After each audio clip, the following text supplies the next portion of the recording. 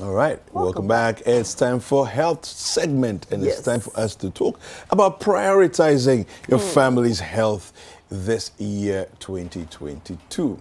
Now we have Dr. Hilda Boy, who is a pediatrician with the Kolebu Teaching Hospital and also with JH Health Connect.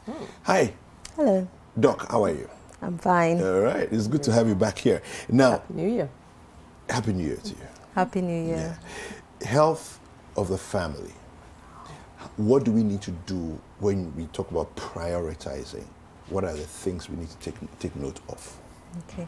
May I begin by defining health? Yes, so go ahead. When the WHO or the World Health Organization says like good health or health, they're saying that you have a state of complete physical, emotional and social well-being, and not just the absence of illness or infirmity. Oh wow! Okay. So physical, social, and mental well-being. Yes. And not just the absence. Yes, of disease or infirmity. Okay. So what that means is that if I say, "How are you?" It's a much bigger holistic conversation. How are you? It's a big conversation. Yes, so it's not like the routine, I'm fine, I'm fine, I'm fine, that we say, you know, are you really well? And if we are saying, are you really well, it does not mean that if you are sort of ill or you have a disease, a diagnosis, that is when you are unwell. But are you well socially? Are you well emotionally? Are you well physically? So all that comes in. So that sort of answers the question on health and like healthy family. So if you're talking about the family setting, how is the family doing? Is everyone well? And bearing in mind that like it's not automatic that once you don't have like a physical condition, you are well. Are they doing well socially, emotionally? And we tend to ignore that bit a lot. You know, there's a lot of like automatic, you know, once you don't have like a disease that everybody can see, you are well. You put on that smile and you say, I'm fine, I'm fine. When really deep down, you may not be doing too well. So are you healthy? Is your family healthy? And if we want to prioritize the health of the family, it's like everybody in the family, the father, the mother, the aunties, like everybody, especially under the same extended roof. Family. No, okay, so let me limit it.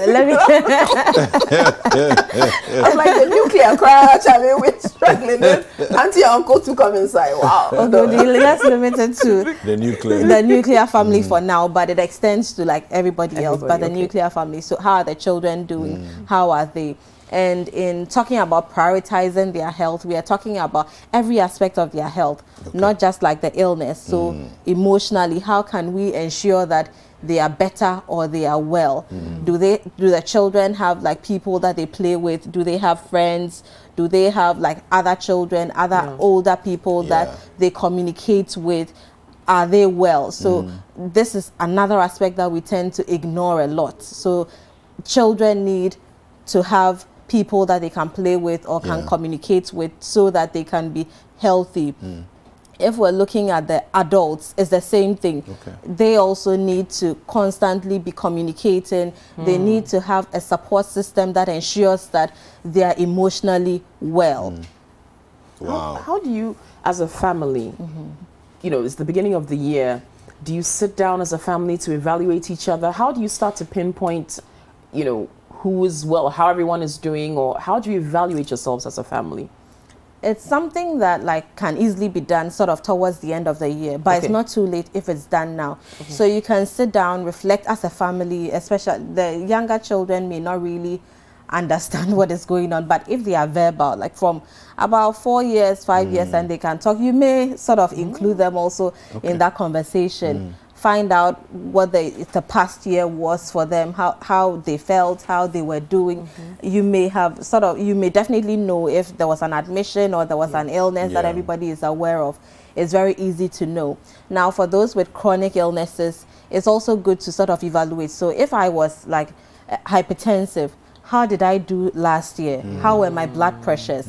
If I was diabetic last year, how did I do? How were my blood sugars like? Were there things that I could have done something about? If I'm a very big person, how was my weight last year? How did I do? Those are some of the conversations that you can easily have to analyze how things went and sort of look at the changes that you can make.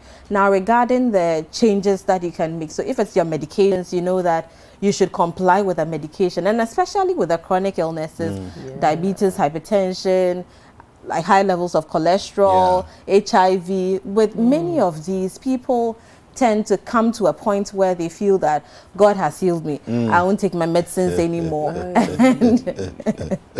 Yeah, so these are real issues, and many of them, if you speak with them, they've all had many of them have had moments where they did not feel like going ahead with the medication anymore because they were just tired.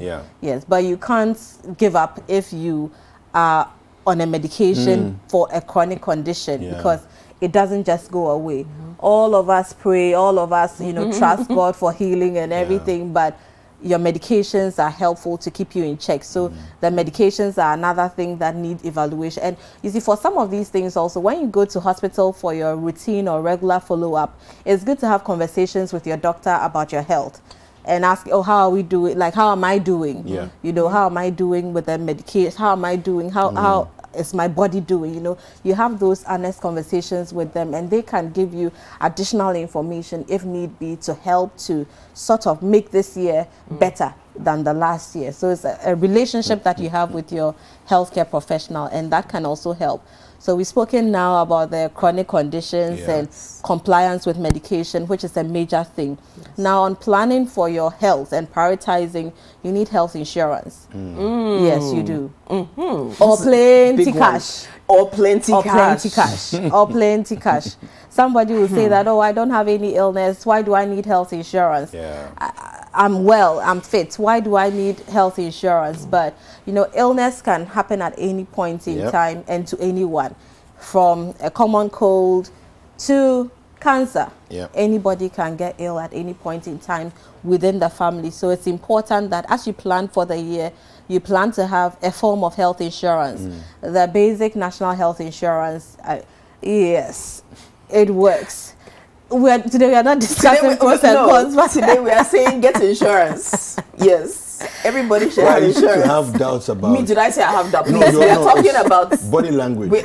Are you reading my body? Please, I'm listening to Doc. She says we need health insurance. Yes, we do. Yes, good advice, Doc. Thank you. Yeah, so even though people have complaints about the NHIS, if for nothing at all, your hospital admission is covered. I mean, it covers some medications. We know not all, some labs, not all, but at least your hospital admission fee will be covered if you happen to be in a hospital that, or admitted into a hospital that takes the insurance that is, then it will be covered, and it's helpful.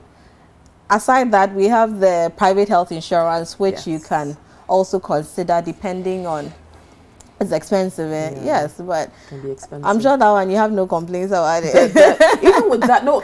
My question about that is how many people can afford private health insurance? So, like you said, the NHIS covers some things, and you know it's not costly, but private health insurance may cover more things, but the cost implications are also there. So it's like you've got to weigh the pros and cons of each and make a decision for your family. Definitely. And if you don't have any of those, then you really need plenty cash. And sometimes those who can't, like those who don't have any form of insurance are those who also don't have plenty cash. So as we are talking now, if you have NHIS and it has expired, just go onto your phone and renew it, because some people have it, and when there's danger or somebody is unwell in the family, the card has expired, and so they have to wait till like after a month, by which time probably the person would have been discharged already, or maybe even you know died or something. Yes, so you need to make sure that you have health insurance which is active.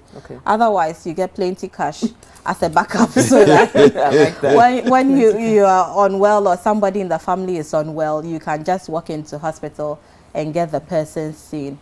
One other area which is like really important is for you to know which facility is near you. So if I live in, let's say I live in Dansoman, or I live in Koforidua, maybe Adreso Estates or somewhere there, I should know the nearest health facility to me, so that in case of an emergency, I know where to go. It can happen in the middle of the night. It can happen at dawn. How many people can you wake up at that moment to sort of give you directions to a hospital. So it's good to be familiar with the health facility within your community, and also to know what they are able to do and what they are not able to do, so that if it's something that they may not be able to sort of handle, you may quickly scale up or go to a bigger center or a bigger facility. If there's a pharmacy near you too, it's nice to sort of know where it is, because sometimes, you know, for one or two things, you may need to go to the pharmacy to get that maybe painkiller or that little something that may give you immediate relief while you wait. So very quickly, before you talked about the health, I mean, like your, you know, ailments and all of that. But you also said social well-being and emotional, right? Emotional, mental. Okay. So very quickly, how do we evaluate those? Now we know health, hospital, medical, but about the emotional and social, how do you evaluate how your social and emotional well-being is doing?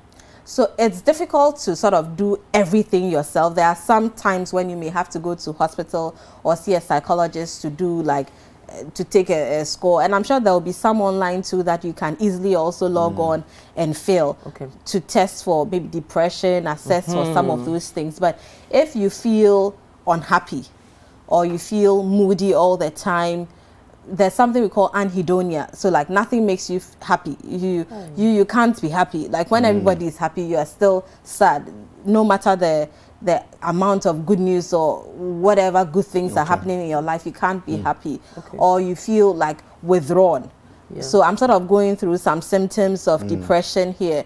You don't feel like eating, you don't want to eat anything. So like there's lack of interest in whatever in life is going on. If you've considered maybe suicide for any particular reason. So these are some things that may let you know that you are not doing well socially or emotionally. If you just don't want to be around people, I mean, there are introverts, and there's a point where it may be a cause for worry or concern. And if you experience any of these things, you sit back, you can realize that there's a problem. Or within the family, you notice that one of your siblings or one of your children has become suddenly withdrawn, or the behavior has changed. They are suddenly not opening up anymore, or their grades are falling, or you know that there may be something going on that is not good.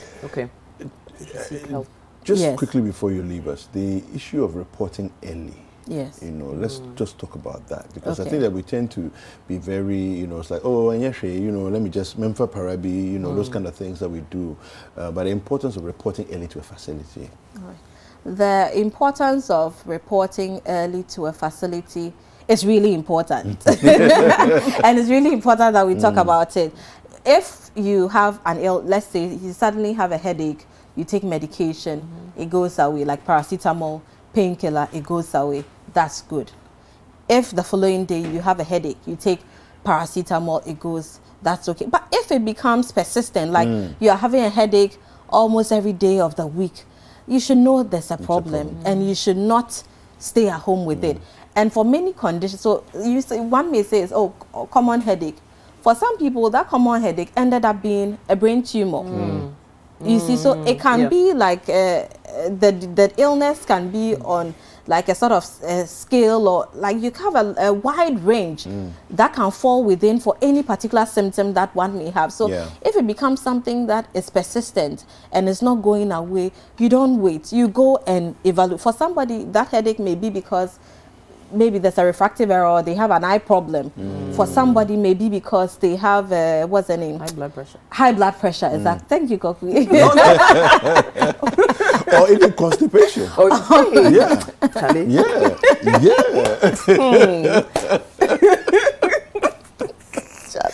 It's important.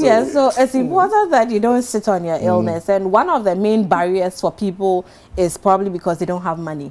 Or they don't have the insurance. So they'll just sort of try. And sometimes, you know, people roam. They shop around, you know. Today I've gone here, complain about the same thing. Tomorrow I've gone here, complain about the same thing. Tomorrow I've gone here. Sometimes if you go to the same place, it's better until there's the need to scale up or move up to a higher center. Because when you come today with a headache, we will sort of think about the first things that may be causing the headache. If you keep coming, we may have to look at other things, because whatever it is, it's probably not likely to be that thing that we initially thought about. But today you go here, tomorrow you go here, tomorrow, and sometimes when they go, they don't even tell you that same thing. Yes, it's everybody's first time of seeing you. Meanwhile, you've been all over for about a year or 2 years complaining about the same thing, and nobody seems to be finding the cause. So if you have a condition and for any reason you are not getting the solution at a lower facility level, you need to move up. It's possible for you to ask for a second opinion, or sort of talk to the doctor. Oh, maybe at this point I would like to see maybe a specialist or someone else, if it's okay. It's not wrong. It's your life and it's your health, and if you don't feel comfortable, you can ask for a second opinion and you go to a higher center, not a smaller facility after you have left that, you know, you go, because otherwise it will be the same things. And you may end up having to go to a teaching hospital where you have many more specialists who will then feed into whatever the issues you have are and help to come out with a diagnosis. Cancer has been missed for some of these reasons, because people just keep going round. Sometimes their conditions also will get complicated, because then they will say, oh, the hospital is not helping me. So they sort of now go into alternative things and will be taking a lot of herbs, unprescribed, end up kidney problems, liver problems, and then you don't know what to even do with them. Dr. Boy, thank you. It's my time up already. Can you imagine? You were just warming up. Thank you very much. No, I think that we should give her like a marathon session. We have to come and deal with everything in detail. People are watching. Sometimes some people want to get in touch with you. How do they reach you? Okay, so they can do Facebook, JH Health Connect. JH Health Connect, yes, on Facebook, or Dr. Hilda Mantibia Boy on Facebook. And then the email, jhhealthconnect@gmail.com will work. All right, super. Yes. Thank you. Thank you. It's a pleasure. Thank you for having me. We've been speaking with Dr. Hilda Boy she's a pediatrician and with the Kolebu Teaching Hospital and JH Health Connect.